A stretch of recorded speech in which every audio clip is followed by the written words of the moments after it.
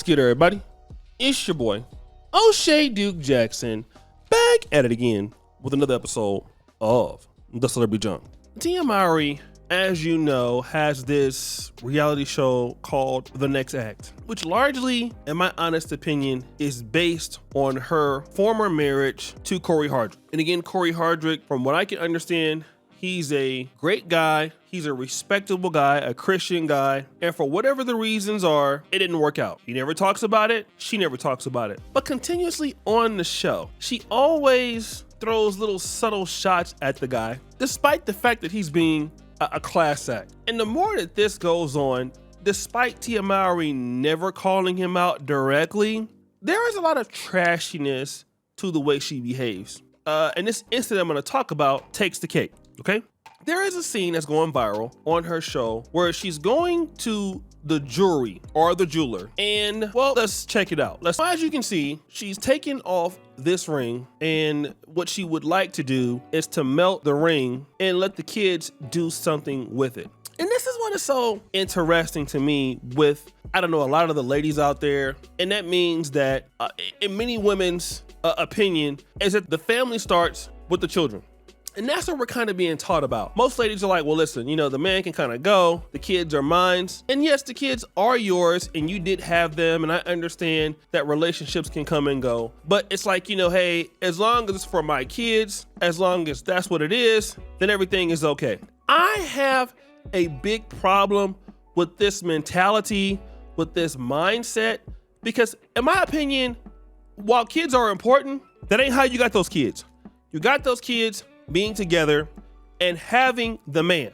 And most people in American society forget how important men are. And you really understand how important men are when you don't have them. Let me explain what I'm talking about. For years, I praised my grandmother for keeping our family together. I don't know why that was the case. Maybe we saw her as the more progressive of the grandparents. And in many cases, she was more business savvy than he was. She was more understanding of world issues than he was. And also, like I said, culturally flexible. Even she's in her 90s now, but she's still culturally more flexible than even people who are like 60 or 50. She's a very liberal attitude towards how the world works. That I will give her. So it was that in which I felt like, okay, she's progressive. You know, this is how my mom got into college and got into UC Davis. And this is kind of the way that I am now because of her. And then once my grandfather passed, I realized how that anchor in our family wasn't there anymore. And just how dysfunctional and just how much drama was in the family now. This is not to say that this was all her fault, but I noticed that we just didn't have that leadership. Even though he was old and really couldn't do a whole lot of things, we just didn't have this leadership anymore. We just didn't have it together anymore. And that really destroyed us a lot. And really, it was my grandfather's infrastructure. It was my grandfather that was teaching me how to be a young man. It was what his values were that instilled in me to be who I was and to try to be somebody. So was my father. That because of what he taught is why I am the man I am today.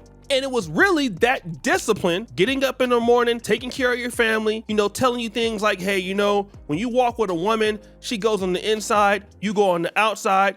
This is what you're supposed to be doing. You're supposed to stay. I never saw my grandfather running the streets, even though, I mean, you'd be surprised at how many men and fathers and grandfathers run the streets. When my dad was on drugs and doing whatever he was doing, being immature, it was my grandfather that taught me how to be at home, how to be a man, how to be responsible, how to do things, how to want to take care of your wife and want to do what you're supposed to do, how you're supposed to run in your responsibility. And when you leave that on the behalf of your kids, what are you telling your kids to do? You're telling your kids to also run from problems. You're telling your kids to also be weak. When something doesn't serve them, leave. So they're no good to nobody else, because everybody that we love today, I don't care if it's sports, I don't care if it's business, we love people who stick it through. One of the reasons why we're in love with Muhammad Ali, fighters like Larry Holmes, is because Larry Holmes got knocked on his ass by Ernie Shavers, where most people wouldn't have not gotten up to get up and win the fight.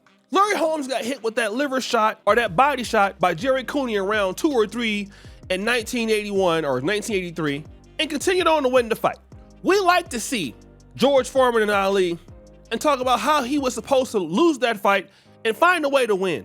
We like it with Tom Brady. We like it with Joe Montana. We love how people overcome to become successful through trial and error. When we hear about billionaires and all the failures they had to keep on going and not quit. And even though you have the opportunity to quit, you don't. You stick it through and you fight for another day. And we're just not teaching that to kids anymore. And now everybody, once they see something that's coming up, or they can't really get along, or something is happening, they quit. And let's just go look for how we feel about it that makes us feel better, that serves us. But life is not about that, okay? Life is also about what you get, what you can do for others. And this is the problem that we're having. And we're having that as long as my kids get like that and I can take care of my kids. That's the attitudes towards a lot of ladies. And I'm gonna do this for my kids. You're creating quitters. The men must have respect. And I can understand it if it's a man that's not doing what he's supposed to do. He's not a provider. He's not leading. He's not taking care of his things. But damn it, I have not seen any of those things happen to Cory Hardrict or talked about with Cory Hardrict, and the man is a class act. Why is he getting this treatment? Why? And I'm gonna tell you what a lot of black men are thinking about. Well, damn, if he can do everything right and he can end up in a situation, what does that say about me? I don't have a shot. I don't have a chance in hell. If this can happen to him, I don't have a chance in hell. Then I need to quit too. I need to not even worry about taking care of a woman. It's not worth it. And I'm gonna be honest with you. A lot of women that really provoked men to be like that. Well, since y'all don't care, well, we don't care either. So we're gonna do whatever it is that serves us. Now here you have the communities splintering. Men and women are not talking. Men and women are not wanting to be together. Especially the men, they're disinterested. Many men are disinterested, calling women entitled and the such. Because you have ladies like Tmari who are out here pushing this. And I'm telling you, what you think you're gonna find on the other side, you're not gonna find it. Because people with that attitude never get great people for the most part. Again, you can get lucky once in your life. But if you feel like you can offer anybody nothing but your ass to kiss, you're not gonna get anything.